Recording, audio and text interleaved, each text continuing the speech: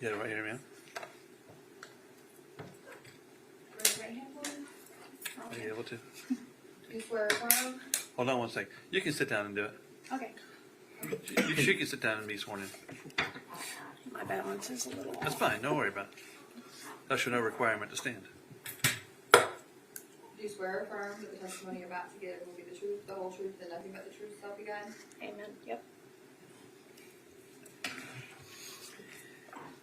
Good afternoon. Hello. Good afternoon. Please tell us your full name. Ellen Dorothy Lorincz. How do you know Susan? She's my sister. Are you older or younger than Susan? I'm younger. By how much? 4 years. Were you raised with Susan? Yes, I was. Do you and Susan have the same biological parents? Yes, we do. And were you raised by both parents? Yes, we were. Does your family have a history of mental health issues? Yes. What was your mother's name? Mildred Caroline Lorincz. What was she like? She was pretty much a good mom, but she had a lot of depression issues. My father was a drunk and he gambled a lot of money away. So my mom always had to work extra to keep, the family together. And you said she suffered from depression? Yes. What was your paternal grandfather's name? Lorincz. And what was he like? I don't know because he hung himself about a month before I was born. What is your brother's name? Stephen Louis Lorincz. Does he have the same biological parents as you and Susan? Yes, he does. What is your brother like? My brother is also a drunk. He's very violent at times. I haven't had any contact with him. After my mother died, he assaulted me, and I had a restraining order against him, and You haven't seen him since? yeah, pretty And much. was Susan there when he assaulted you? Yes, she was. How about your Uncle Freddie Wargacki? What was he like? I only met him a couple of times, but I remember vividly the one, we were having a picnic outside of our house, and my Uncle Freddie was, I guess, seeing or talking to somebody in his mind, and he decided to try and burn our house down.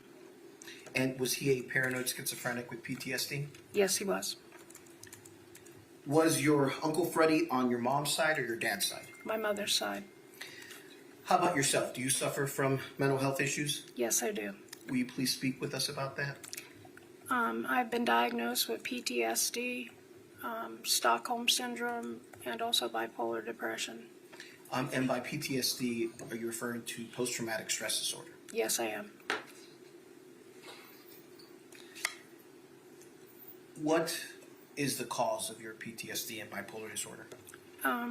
My father had been raping me since the time I was about 4 years old.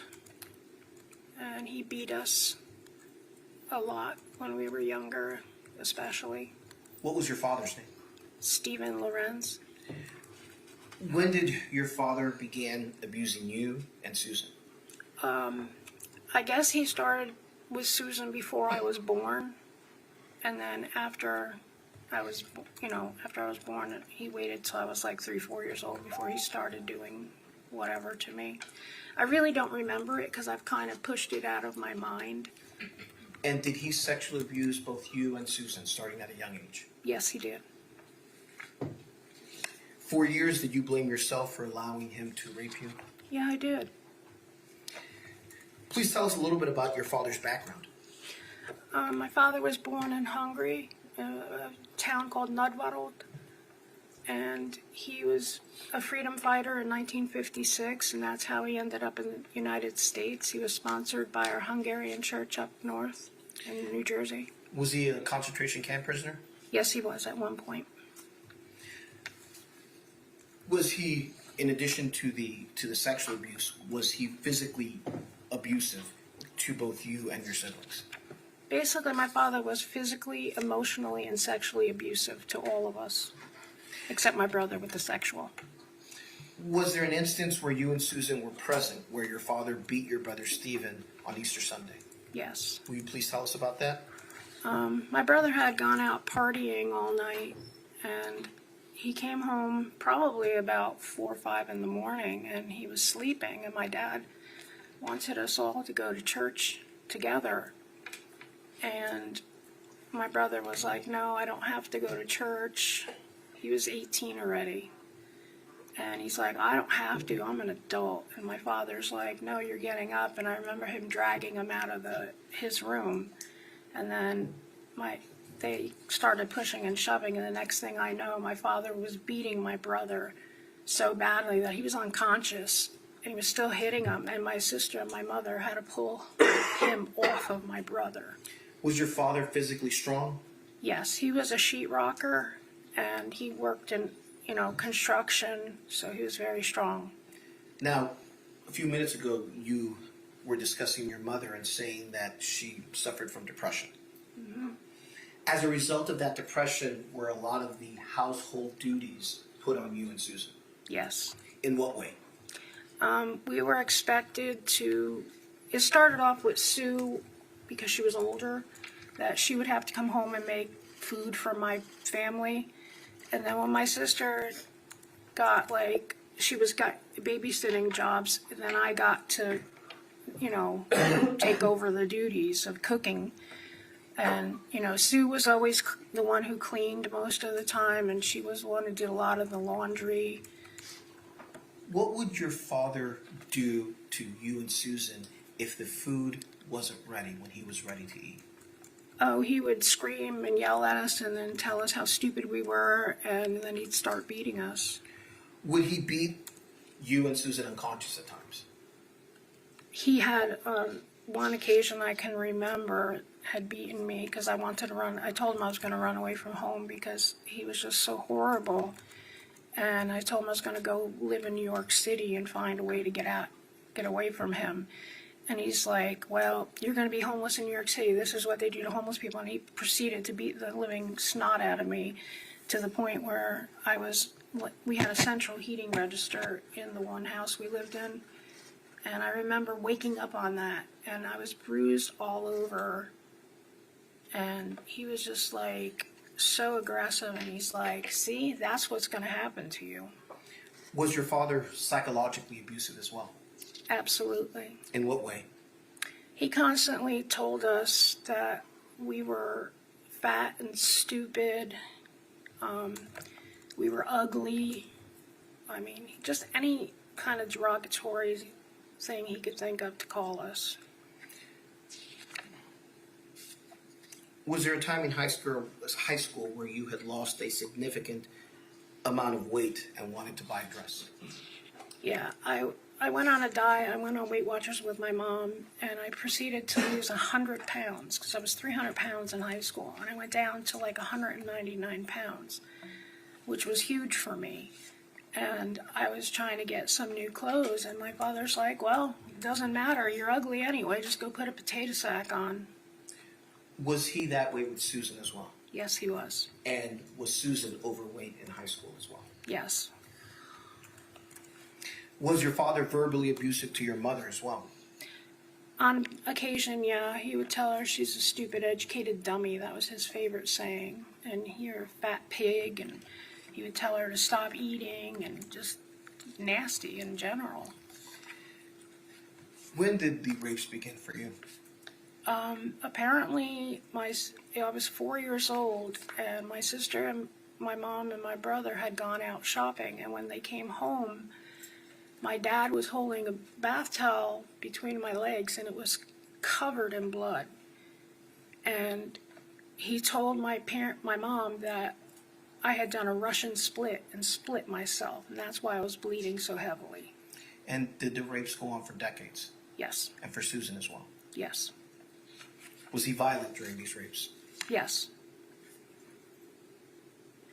He would, make sure he covered our mouth so that nobody could hear he would muffle our screams and such. Did there ever come a time where your mother found out that your father was sexually abusing both you and Susan?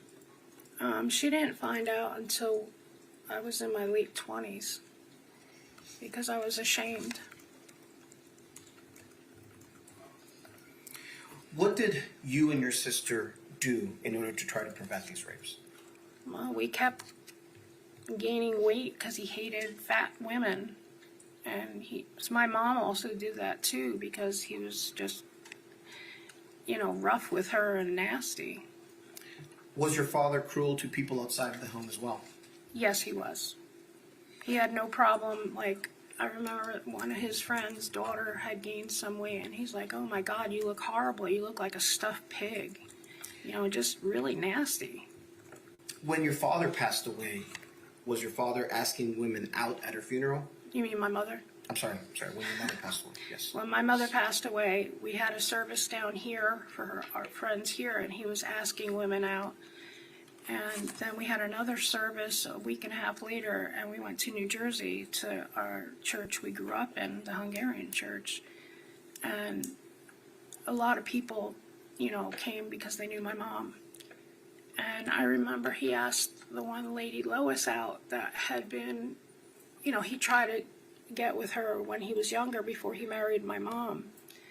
And he was like, "Oh," and she's like, she actually introduced her husband, who was black, and he's like, "Oh, you married a black man?" My father was extremely prejudiced, and he's like, "You're tainted now." I mean, just cruel, cruel words. Once your mother passed away, did your father kick you and Susan out of the house? Yes, he did. Has Susan suffered through a lot of bad car accidents? Yes, she has. And suffered several physical ramifications because of those accidents? Mm-hmm. She also had a couple of horseback riding accidents, too. Do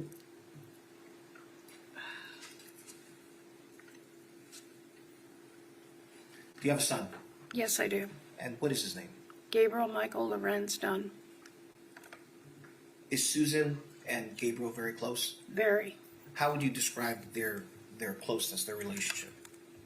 He absolutely adores her, and she's like a second mom to him. Does Gabriel suffer from disabilities and mental health issues? Yes, he does. What kind? My son was born legally blind. He can see with glasses, but he still has vision issues. I mean, his vision's still not, even with the glasses, he's still not 100%. He also has autism. He has ADHD and ODD, which is oppositional defiance disorder. How has Susan helped you with your son? Oh, she would take him on the weekends so that I could get a break and, just get myself together. And she absolutely loved him. She took him all over the place, and he had a blast with her. You spoke about when your brother attacked you, the last time that you saw him. Susan was there for that, right? Yes, she was. Can you tell us about that, please? Well, my brother Stephen had come to live with us right after my mom passed away. And my dad was in Europe getting his next wife. And Stephen came in, and he was, kind of drunk already, nasty. And we had just finished supper, and we made supper for all three of us. And my brother just left everything, and I had yelled at him. I'm like, "Stephen, just bring your plate to the sink at least, and, clean off the table." And he's like, "I don't have to do crap. I'm a guy. You're a woman. You need to do it." So he ended up, I'm like, "Don't be a pig." And he finally brings the plate over, and he throws it in the sink, and then he started screaming at me. And he basically got in my face. And at one point, I had taken a bite of some food, and I took a deep inhale, and I was kind of choking on it. And he kept screaming at me, and I was coughing so hard, I finally coughed it up, and it hit him in the face. And he took whatever he was drinking, and he threw it at me, and it had ice in it, and was very cold. And then he took the glass and roundhoused me on top of my head, and he sliced the side of my head open. Has Susan worked as an EMT paramedic in the past? Yes, she has. And has she discussed with you how traumatic seeing what she saw during those times were to her? Yes, she has. Did she also have a friend named Lizzie who was murdered when you all were kids? Yes. And did that very much affect both you and Susan? Yes. Has Susan seen a therapist in the past? Yes, she has. Is Susan a very private person? Yes. In what way?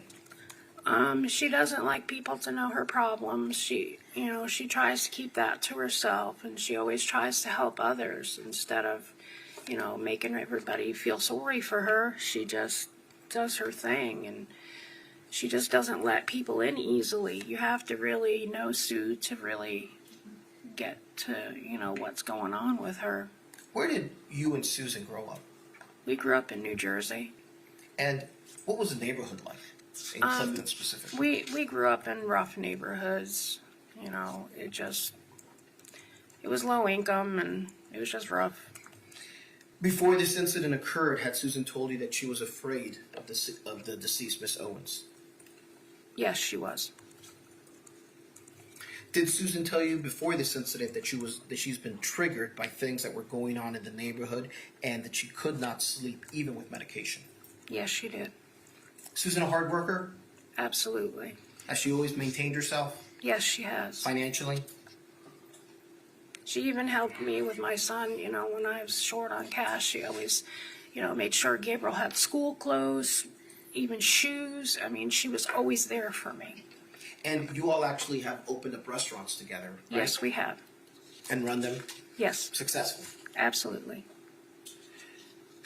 What is your relationship like with Susan?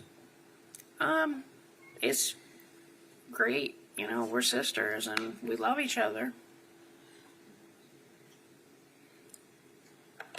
With everything that you all have been through childhood and going into adulthood, would you say you're close, you and her? Yes, very. And you still speak with her? Yes, Do you love your sister? yes. Your Honor, I have no further questions.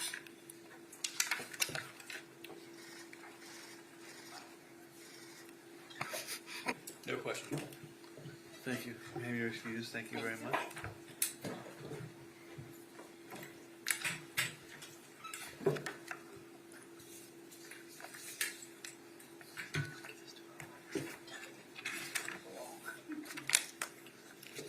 Dr. Yanis Castillo, Your Honor.